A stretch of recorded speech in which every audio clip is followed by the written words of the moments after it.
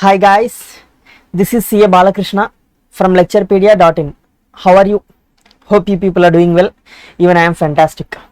Now in the today's class, we will be revising audit in an automated environment. If you want to access revision videos of other chapters from auditing, you can access from the playlist. I have created a separate playlist from the revision for the revision videos of audit. You can access those videos from the playlist, and you can download this handwritten chart from our Telegram channel, and the link for the Telegram channel, it will be available in the description. Now without any waste of time, we'll start the revision of audit in an automated environment. First of all, if you see, there will be three types of softwares. First one is packaged softwares, and the second one is small ERPs. These small ERPs, they will be used by small companies to medium companies, and ERPs will be used by medium to large companies. These are the three types of softwares. Now in the automated environment, there will be certain layers. What are these layers? Firstly, we will be having operating system layer. It is like software, you can think like Windows, Mac, Linux, Unix. This is the operating system layer. And next we will be having hardware and hardware storage devices layer. Firstly software, next hardware. Example, servers, disks, tapes. This would be the next layer. And next we will be requiring network and network devices to connect this software and hardware. So next we will be having network and network devices. Example of network devices: routers, firewalls, and the networks LAN, WAN, VPN, virtual private network. And next we will be having database. Basically in the database, entire data will be stored. Examples: Oracle 19c and MS SQL. And finally we will be having physical and environmental landscape. These are the various layers of automated environment. Coming to the real-time environment. Basically, real-time environment is a type of automated environment in which transactions are initiated, processed, and recorded as and when they occur. Okay, the processing, recording, and initiation of transaction will take place on a real-time basis. Best example would be in case of banking, core banking system. And you can also take example of railway ticket booking. All these will be coming under example of real-time environment. Here you can find the definition of real-time environment, and there are certain important IT components in the real-time environment. First one, as usual, we will be having a application. This is, you can compare it with software, okay, like Oracle, CBS, core banking system, and SAP. Next we will be having hardware, data center, backup, and storage devices. Now to connect this hardware and software, we require networks, WAN, LAN, VPN, and finally we require middleware. Example would be like web servers, Apache, IIS, Oracle, Fusion. Okay, these would be the four important IT components of real-time environment. Now auditor, while auditing in an automated environment, he need to understand how this automated environment is present. Okay, as per SA 315, he need to obtain understanding of the automated environment. So while understanding this automated environment, what will be considered by the auditor? Firstly he will see what are the applications that are used by the company. Okay, how many applications are being used by the company, that will be considered. And then IT infrastructure components for each application. Okay, what is the IT infrastructure that is required for each application that the organization is using, and what is the organizational structure and governance that is present in the organization, and what are the policies, procedures, and processes followed in the organization, and what are the IT risks that are present in the organization, and in order to face those risks, what are the controls that have been implemented. So all this will be understood by the auditor while conducting an audit in a automated environment. This is important.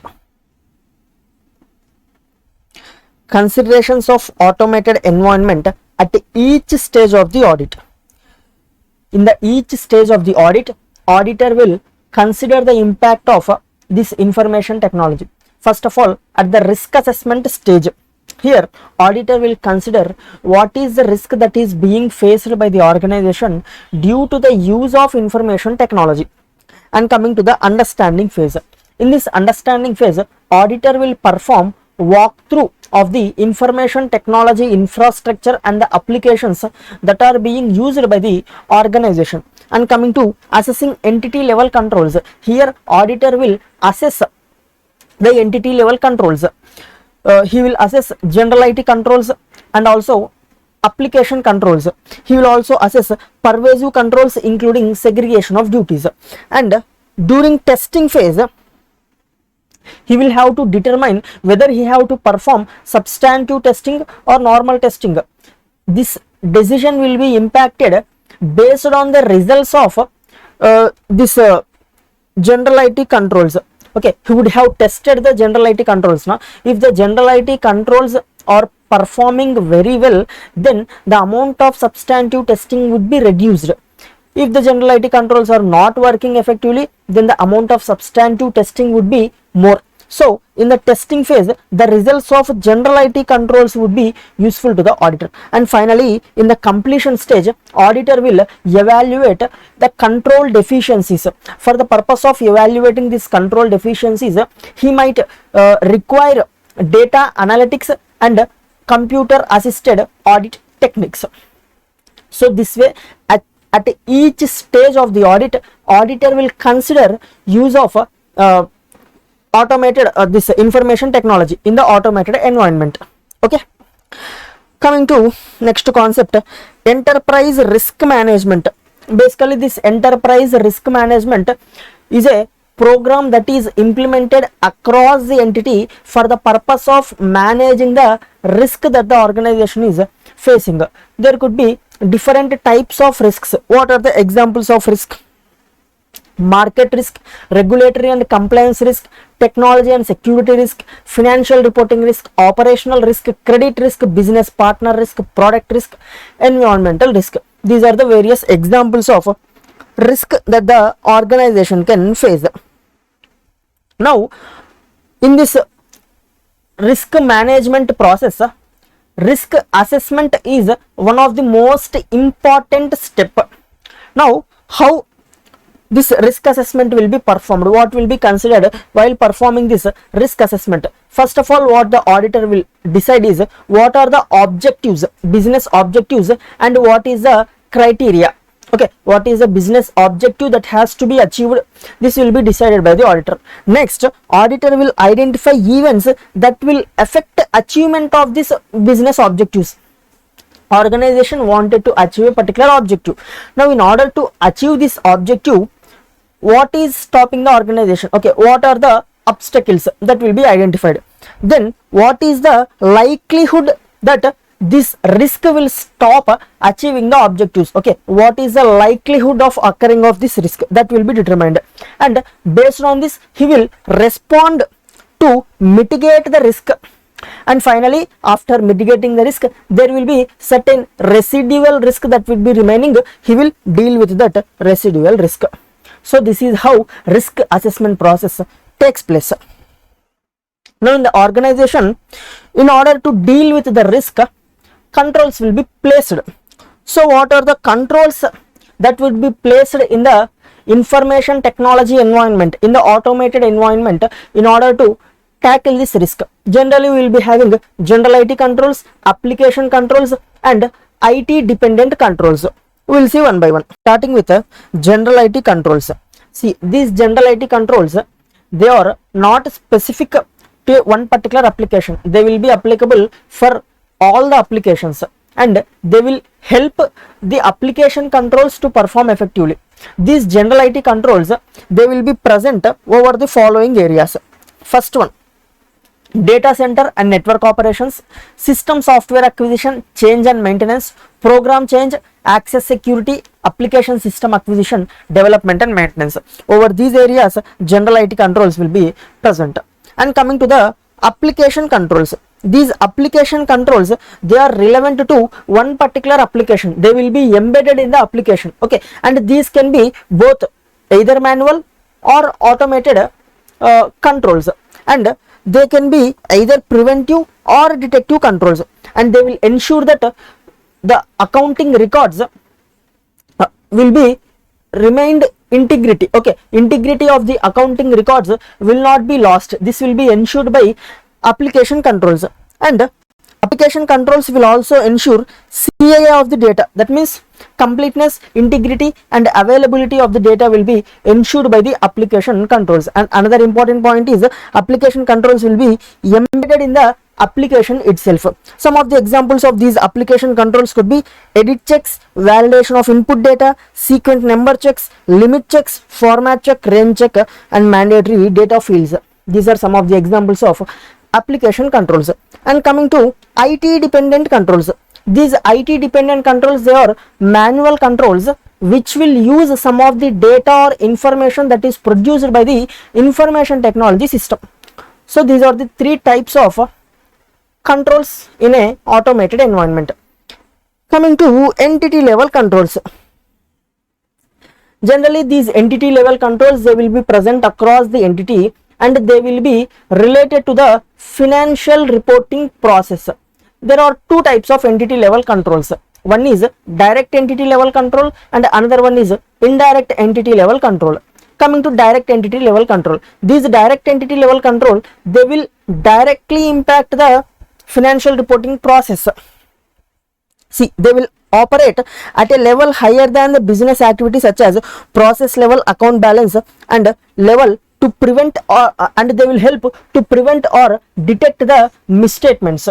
So they will directly affect the financial reporting process in detecting or preventing the misstatements. Some of the examples could be business performance reviews, segregation of duties and monitoring effectiveness of controls by internal audit function. These would be some of the examples of direct entity level controls. And coming to the indirect entity level controls, these indirect entity level controls, they do not directly relate to financial reporting process. Instead, they will help the direct entity level controls to work effectively, and these indirect entity level controls, they do not prevent or detect the misstatements. See, indirect entity level controls do not related to any specific account balance transaction and cannot prevent or detect the misstatements.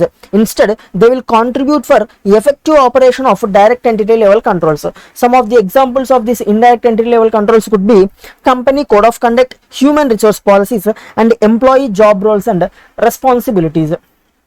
This is related to entity level controls.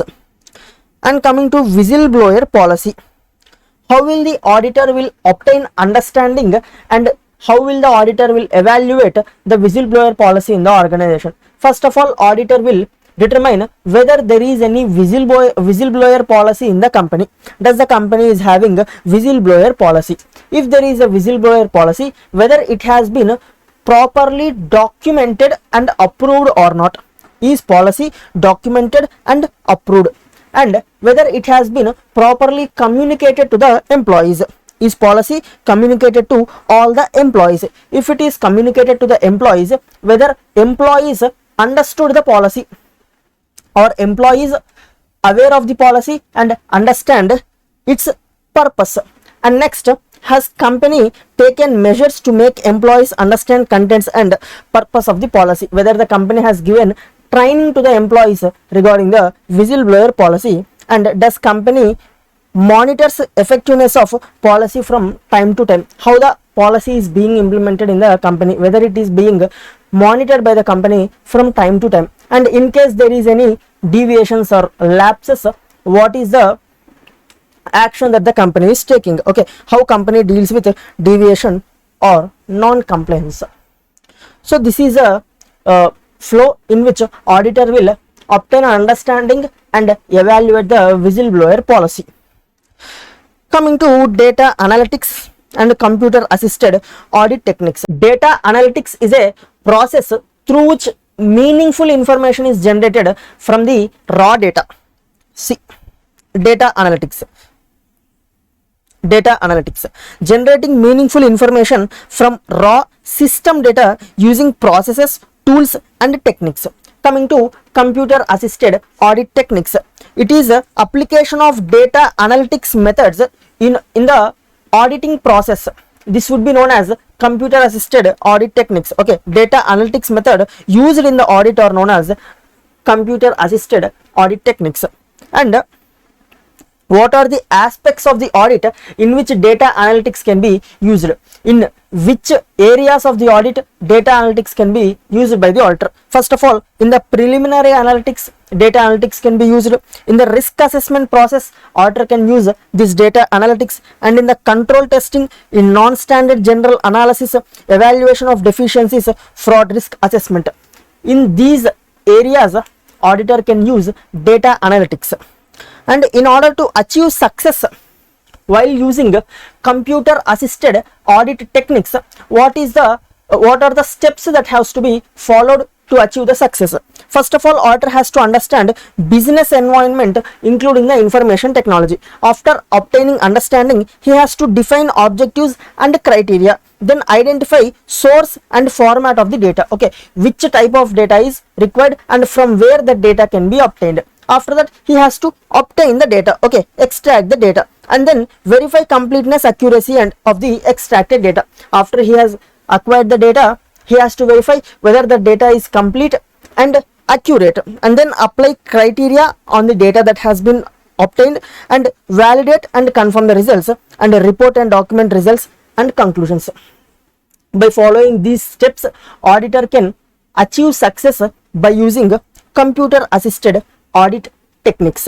Finally, we have certain standards and guidelines that will be applicable if you are conducting an audit in automated environment. Firstly, auditing standards that are issued by Institute of Chartered Accountants of India, and then section number 143 of Companies Act 2013, which is related to internal financial controls over financial reporting process.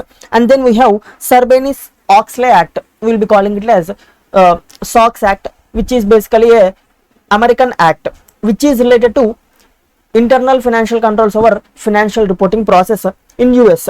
And then we have ISO 27001:2013, which is related to information security management system standard, which is issued by ISO, International Organization for Standardization.